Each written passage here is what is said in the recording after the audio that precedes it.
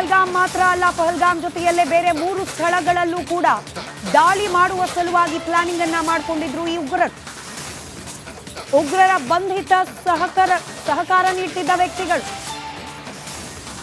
ಉಗ್ರರಿಗೆ ಸಹಕಾರವನ್ನ ನೀಡಿದ ವ್ಯಕ್ತಿಗಳನ್ನ ಬಂಧಿಸಿದ್ದಾರೆ. ಅವರ ವಿಚಾರಣೆ ಸಂದರ್ಭದಲ್ಲಿ ಮಾಹಿತಿ ಬಯಲಾಗಿದೆ. ದಾಳಿಗೆ 2 ದಿನ ಮೊದಲೇ ಬೈಸರನ್ ಕಣಿವೆಯಲ್ಲಿದ್ರು ಉಗ್ರರು. ಏಪ್ರಿಲ್ 15ಕ್ಕೆ ಪಹಲ್ಗಾಮ್ ಅನ್ನ ತಲುಪಿದ್ದ ಉಗ್ರರು ಅಲ್ಲಿ 3-4 ಸ್ಥಳಗಳಲ್ಲಿ ರೆಕ್ಕಿ ಮಾಡಿದ್ದಾರೆ. ಮ್ಯೂಸಿಯಂಮೆಂಟ್ ಪಾರ್ಕ್, ಉದ್ಯಾನವನಗಳು ಹಾಗೆ ಹೆಚ್ಚಿಗೆ ಪ್ರಯಾಣಿಕರು ಸೇರುವಂತಹ ಜಾಗಗಳಲ್ಲಿ ಪರಿಶೀಲನೆಯನ್ನ ನಡೆಸಿದ್ದಾರೆ. ಆದರೆ ನಂತರದಲ್ಲಿ ಅಟ್ಯಾಕಿಗೆ ಜಾಗವನ್ನಾಗಿ ಆಯ್ಕೆ ಮಾಡಿಕೊಂಡಿದ್ದು ಬೈಸರನ್ ವ್ಯಾಲಿ. ಹೆಚ್ಚಿನ ಭದ್ರತೆ ಇಲ್ಲ ಅನ್ನೋ ಕಾರಣಕ್ಕೆ, ಹಾಗೆ ದಾಳಿಯಾದ ನಂತರದಲ್ಲಿ ತಪ್ಪಿಸಿಕೊಳ್ಳಲಿಕ್ಕೆ ಅನುಕೂಲವಾಗುತ್ತೆ ಅನ್ನೋ ಕಾರಣಕ್ಕೆ ಬೈಸರನ್ ಕಣಿವೆಯನ್ನೇ ಆಯ್ಕೆ ಮಾಡಿಕೊಂಡಿದ್ದಾರೆ. ಇತರೆ 3 ಸ್ಥಳಗಳ ಪರಿಶೀಲನೆ ನಡೆಸಿ ನಂತರದಲ್ಲಿ ತಮ್ಮ ಟಾರ್ಗೆಟ್ ಅನ್ನ ಫಿಕ್ಸ್ ಮಾಡಿಕೊಂಡಿದ್ದಾರೆ. ಉಗ್ರರ ಟಾರ್ಗೆಟ್ ಲಿಸ್ಟ್ ನಲ್ಲಿ ಇದ್ದ 3 ತಾಣಗಳು ಯಾವ್ಯಾವು? ಎನ್ಐಎ ತನಿಖೆ ಸಂದರ್ಭದಲ್ಲಿ ಹೊರ ಬಂದ ಮಾಹಿತಿಗಳಿದೆ. ಅರು ಕಣಿವೆ, ಮನರಂಜನಾ ಉದ್ಯಾನ, ಬೇತಾಬ್ ಕಣಿವೆ, ಈ 3 ಜಾಗಗಳು ಕೂಡ ಉಗ್ರರ ಹಿಟ್ ಲಿಸ್ಟ್ ನಲ್ಲಿತ್ತು. ಉಗ್ರರಿಗೆ ಸ್ಥಳೀಯರೇ ಸುಮಾರು 20 ಮಂದಿ ನೆರವಾಗಿದ್ದಾರೆ. ಅವರಲ್ಲಿ ಅನೇಕರನ್ನ ಈಗಾಗಲೇ ಬಂಧನಕ್ಕೆ ಒಳಪಡಿಸಲಾಗಿದೆ. ಮೂಲಗಳ ಪ್ರಕಾರ 4 ಸಹಾಯಕರಿಂದ ನೆರವನ್ನ ಪಡೆದಿದ್ದಾರೆ ಉಗ್ರವಾದಿಗಳು. ಪಾಕಿಸ್ತಾನಿ ಉಗ್ರರಿಗೆ ಬೇಹುಗಾರಿಕೆಯಲ್ಲಿ ಸಹಾಯ ಮಾಡಿದ್ದು ಸ್ಥಳೀಯರೇ ಅನ್ನೋದು ಇದೀಗ ಎನ್ಐಎ ತನಿಖೆ ಸಂದರ್ಭದಲ್ಲಿ ಬೆಳಕಿಗೆ ಬಂದಿದೆ. 3 ಇತರೆ ಸ್ಥಳಗಳನ್ನ ಕೂಡ ಟಾರ್ಗೆಟ್ ಮಾಡಿಕೊಂಡಿದ್ದ ಉಗ್ರರು ಆ ಜಾಗಗಳಲ್ಲಿ ಭದ್ರತಾ ವ್ಯವಸ್ಥೆ ಇದೆ ಅನ್ನೋ ಕಾರಣಕ್ಕೆ ಬೈಸರನ್ ವ್ಯಾಲಿಯನ್ನೇ ಕೊನೆಯದಾಗಿ ತಮ್ಮ ದಾಳಿಯ ಸ್ಥಳವಾಗಿ ಆಯ್ಕೆ ಮಾಡಿಕೊಂಡಿದ್ದಾರೆ. ಎನ್ಐಎ ತನಿಖೆಯಲ್ಲಿ ಮತ್ತಷ್ಟು ಆಘಾತಕಾರಿ ಅಂಶಗಳು ಬೆಳಕಿಗೆ ಬರ್ತಾ ಇದೆ. 3 ಸ್ಯಾಟಲೈಟ್ ಫೋನ್ಗಳನ್ನ ಬಳಕೆ ಮಾಡಿಕೊಳ್ಳಲಾಗಿರುವುದಕ್ಕೆ ಸಾಕ್ಷ್ಯ ಸಿಕ್ಕಿದೆ. 2 ಫೋನ್ಗಳಿಂದ ಸಿಗ್ನಲ್ಗಳನ್ನ ಪತ್ತೆ ಹಚ್ಚಿವೆ ತನಿಖಾ ಸಂಸ್ಥೆಗಳು. ಒಟ್ಟು 2500 ಮಂದಿ ಶಂಕಿತ ಉಗ್ರರನ್ನ ಕೇವಲ ಪಹಲ್ಗಾಮ್ ಮಾತ್ರ ಅಲ್ಲ, ಪಹಲ್ಗಾಮ್ ಜೊತೆಯಲ್ಲೇ ಬೇರೆ 3 ಸ್ಥಳಗಳಲ್ಲೂ ಕೂಡ ದಾಳಿ ಮಾಡುವ ಸಲುವಾಗಿ ಪ್ಲಾನಿಂಗ್ ಅನ್ನ ಮಾಡಿಕೊಂಡಿದ್ರು ಈ ಉಗ್ರರು. ಉಗ್ರರ ಬಂಧಿತ ಸಹಕಾರ ನೀಡಿದ ವ್ಯಕ್ತಿಗಳು, ಉಗ್ರರಿಗೆ ಸಹಕಾರವನ್ನ ನೀಡಿದ ವ್ಯಕ್ತಿಗಳನ್ನ ಬಂಧಿಸಿದ್ದಾರೆ. ಅವರ ವಿಚಾರಣೆ ಸಂದರ್ಭದಲ್ಲಿ ಮಾಹಿತಿ ಬಯಲಾಗಿದೆ. ದಾಳಿಗೆ 2 ದಿನ ಮೊದಲೇ ಬೈಸರನ್ ಕಣಿವೆಯಲ್ಲಿದ್ರು ಉಗ್ರರು. ಏಪ್ರಿಲ್ 15ಕ್ಕೆ ಪಹಲ್ಗಾಮ್ ಅನ್ನ ತಲುಪಿದ್ದ ಉಗ್ರರು ಅಲ್ಲಿ 3-4 ಸ್ಥಳಗಳಲ್ಲಿ ರೆಕ್ಕಿ ಮಾಡಿದ್ದಾರೆ. ಮ್ಯೂಸಿಯಂಮೆಂಟ್ ಪಾರ್ಕ್, ಉದ್ಯಾನವನಗಳು ಹಾಗೆ ಹೆಚ್ಚಿಗೆ ಪ್ರಯಾಣಿಕರು ಸೇರುವಂತಹ ಜಾಗಗಳಲ್ಲಿ ಪರಿಶೀಲನೆಯನ್ನ ನಡೆಸಿದ್ದಾರೆ. ಆದರೆ ನಂತರದಲ್ಲಿ ಅಟ್ಯಾಕಿಗೆ ಜಾಗವನ್ನಾಗಿ ಆಯ್ಕೆ ಮಾಡಿಕೊಂಡಿದ್ದು ಬೈಸರನ್ ವ್ಯಾಲಿ. ಹೆಚ್ಚಿನ ಭದ್ರತೆ ಇಲ್ಲ ಅನ್ನೋ ಕಾರಣಕ್ಕೆ, ಹಾಗೆ ದಾಳಿಯಾದ ನಂತರದಲ್ಲಿ ತಪ್ಪಿಸಿಕೊಳ್ಳಲಿಕ್ಕೆ ಅನುಕೂಲವಾಗುತ್ತೆ ಅನ್ನೋ ಕಾರಣಕ್ಕೆ ಬೈಸರನ್ ಕಣಿವೆಯನ್ನೇ ಆಯ್ಕೆ ಮಾಡಿಕೊಂಡಿದ್ದಾರೆ. ಇತರೆ 3 ಸ್ಥಳಗಳ ಪರಿಶೀಲನೆ ನಡೆಸಿ ನಂತರದಲ್ಲಿ ತಮ್ಮ ಟಾರ್ಗೆಟ್ ಅನ್ನ ಫಿಕ್ಸ್ ಮಾಡಿಕೊಂಡಿದ್ದಾರೆ.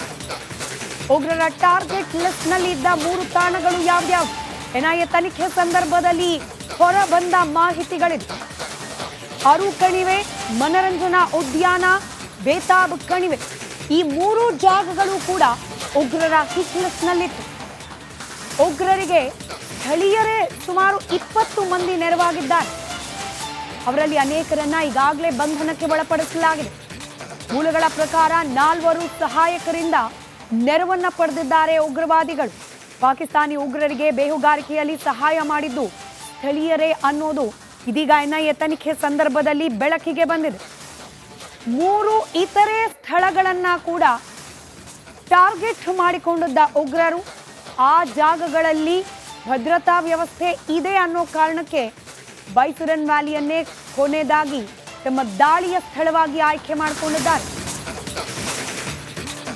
ಎನ್ಐಎ ತನಿಖೆಯಲ್ಲಿ ಮತ್ತಷ್ಟು ಆಘಾತಕಾರಿ ಅಂಶಗಳು ಬೆಳಕಿಗೆ ಬರ್ತಾ ಇದೆ. 3 ಸ್ಯಾಟಲೈಟ್ ಫೋನ್ಗಳನ್ನ ಬಳಕೆ ಮಾಡಿಕೊಳ್ಳಲಾಗಿರುವುದಕ್ಕೆ ಸಾಕ್ಷ್ಯ ಸಿಕ್ಕಿದೆ. 2 ಫೋನ್ಗಳಿಂದ ಸಿಗ್ನಲ್ಗಳನ್ನ ಪತ್ತೆ ಹಚ್ಚಿವೆ ತನಿಖಾ ಸಂಸ್ಥೆಗಳು. ಒಟ್ಟು 2500 ಮಂದಿ ಶಂಕಿತ ಉಗ್ರರನ್ನ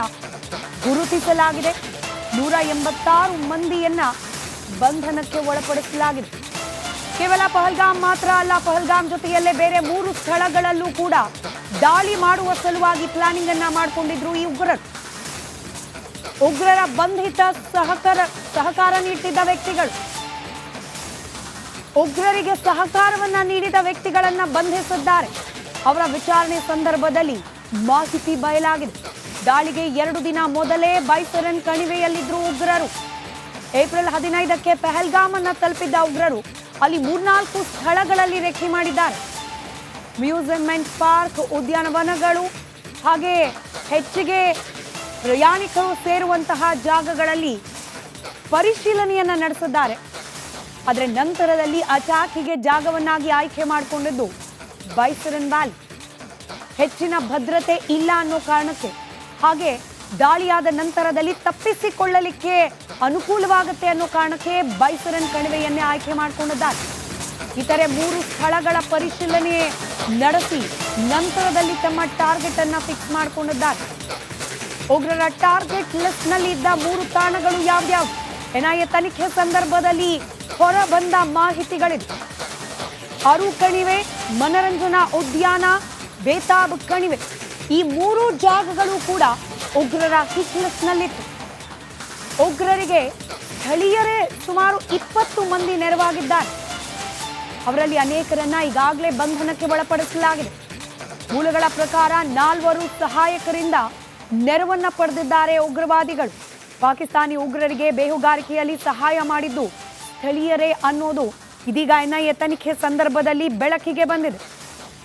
3 ಇತರೆ ಸ್ಥಳಗಳನ್ನ ಕೂಡ ಟಾರ್ಗೆಟ್ ಮಾಡಿಕೊಂಡಿದ್ದ ಉಗ್ರರು ಆ ಜಾಗಗಳಲ್ಲಿ ಭದ್ರತಾ ವ್ಯವಸ್ಥೆ ಇದೆ ಅನ್ನೋ ಕಾರಣಕ್ಕೆ ಬೈಸರನ್ ವ್ಯಾಲಿಯನ್ನೇ ಕೊನೆಯದಾಗಿ ತಮ್ಮ ದಾಳಿಯ ಸ್ಥಳವಾಗಿ ಆಯ್ಕೆ ಮಾಡಿಕೊಂಡಿದ್ದಾರೆ.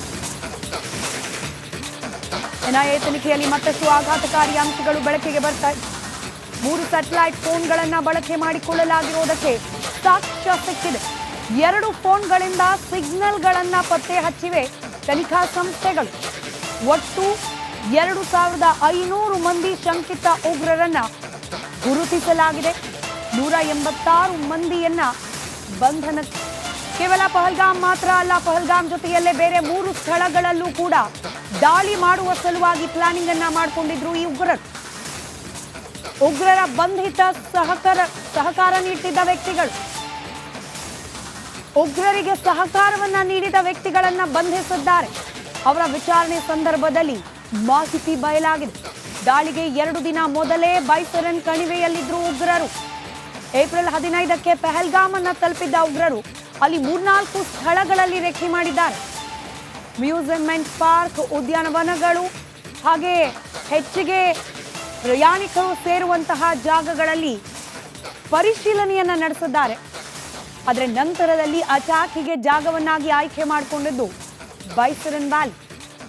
ಹೆಚ್ಚಿನ ಭದ್ರತೆ ಇಲ್ಲ ಅನ್ನೋ ಕಾರಣಕ್ಕೆ, ಹಾಗೆ ದಾಳಿಯಾದ ನಂತರದಲ್ಲಿ ತಪ್ಪಿಸಿಕೊಳ್ಳಲಿಕ್ಕೆ ಅನುಕೂಲವಾಗುತ್ತೆ ಅನ್ನೋ ಕಾರಣಕ್ಕೆ ಬೈಸರನ್ ಕಣಿವೆಯನ್ನೇ ಆಯ್ಕೆ ಮಾಡಿಕೊಂಡಿದ್ದಾರೆ.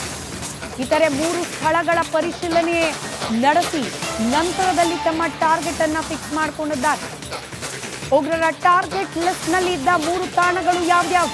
ಎನ್ಐಎ ತನಿಖೆ ಸಂದರ್ಭದಲ್ಲಿ ಹೊರ ಬಂದ ಮಾಹಿತಿಗಳಿದೆ. ಅರು ಕಣಿವೆ, ಮನರಂಜನಾ ಉದ್ಯಾನ, ಬೇತಾಬ್ ಕಣಿವೆ, ಈ 3 ಜಾಗಗಳು ಕೂಡ ಉಗ್ರರ ಹಿಟ್ ಲಿಸ್ಟ್ ನಲ್ಲಿತ್ತು.